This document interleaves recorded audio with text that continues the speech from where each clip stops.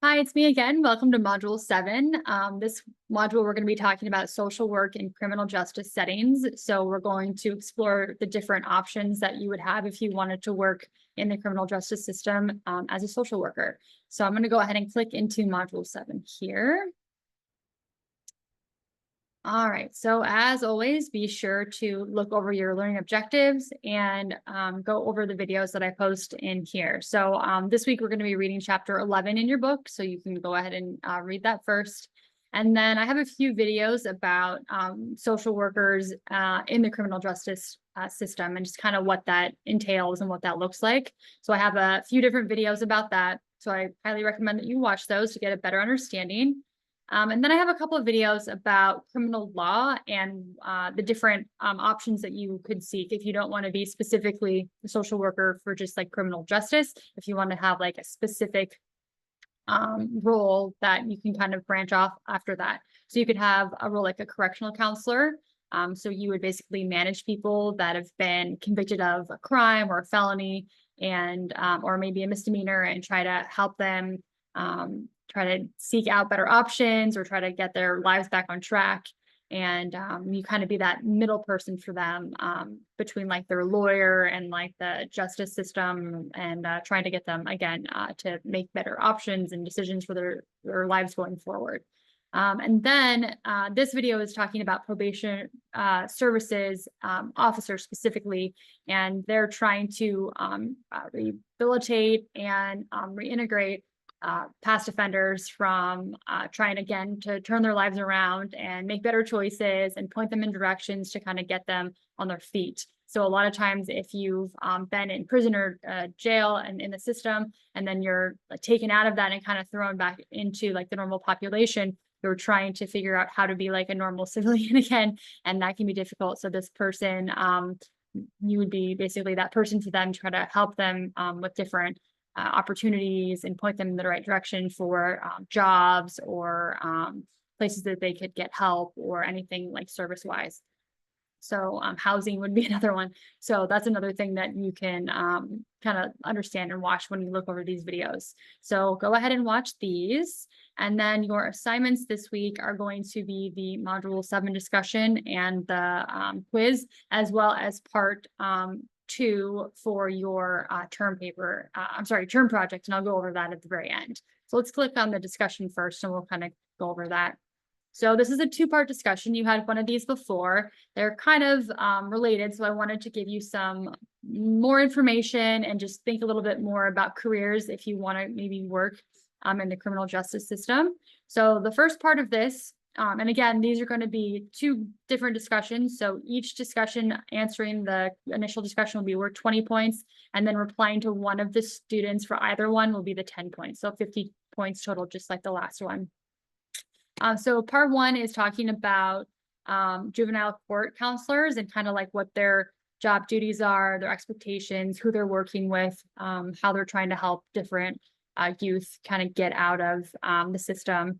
And I just wanted you guys to watch the video and then answer some of these questions, like their primary responsibilities, how the support system of their family, and how the counselors can kind of work as that middleman again, and the different options that they have to seek help and get treatment or whatever they need, kind of again going back into their normal lives and out of the system. So that is the first video that I want you guys to watch about the juvenile court counselors. And then part 2, I really found this video interesting because it kind of gives you an idea of some of the problems that we have in a society, not just with youth, I think, but just in general with our prison system. When you're trying to rehabilitate people, they usually have issues, right? They need to have some sort of help if they're able to be implemented back into society.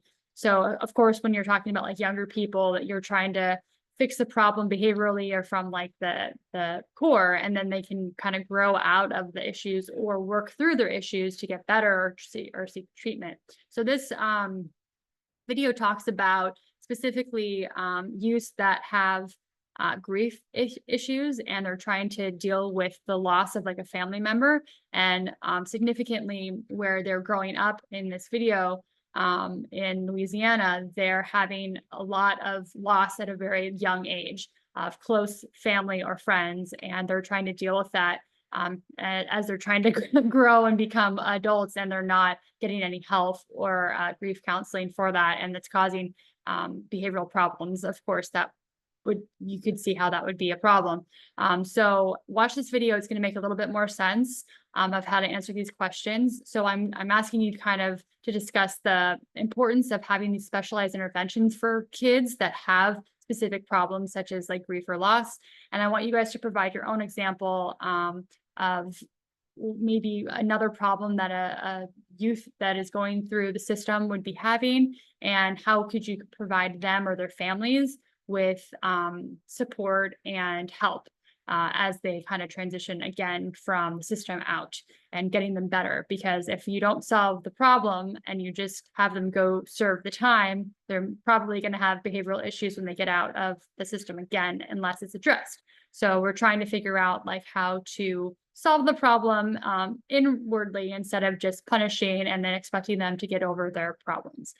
So just think about that, critically think about that, and no answer is wrong as long as you're critically thinking and putting something that maybe you think would be a better option. So 20 points for this, 20 points for this one, and then respond to one student, and that would be your 50 points for your discussion. Okay, so now that we have finished Module 7, we can go to our term project again. If we click in here, if you have any questions, I go over all of that parts in the video, but remember, for the Dropbox, you already submitted your APA paper. So this, I say this week, you're going to be submitting your presentation to this Dropbox here. And then you're also going to be putting it in the discussion. So you have to put it in both places, because one, I need to grade it in this Dropbox, and then the discussion allows you to basically present it to other students in the class. So it's an easier way for me to grade it in here, and then you're going to get your points for your student responses later in this part. All right, hopefully that makes sense. But if you have any questions, let me know, but you have to submit it to both parts, one for me and one for the fellow students to watch. And then the next week in Module 8, the last week, we're then going to have you guys respond to each other, and that's going to be that additional points for each of the discussions that you're responding to. Okay, so just remember, you have your quiz, you have your discussion, and then you have your presentation, your PowerPoint presentation with your video. Just like I do all these videos for you, you're just going to talk us through your presentation, which is really just all the information that you presented in your paper in a PowerPoint slide presentation for everyone. All right. Again, if you have any questions, let me know. But that should sum up Module 7. And I hope that you enjoy some of the videos. I think they're pretty enlightening, especially when you're dealing with like kids and the court system. It can be kind of touchy and difficult. And I think that kind of shedding some light on that, and maybe if there's any interest in going into that, that could be something that you guys find really interesting. So I will see you guys in the last module, which is Module 8. Good luck with your presentations. I'm excited to look over them, and I hope you guys are excited to kind of look through each other's in Module 8 and comment. All right, see you then. Bye.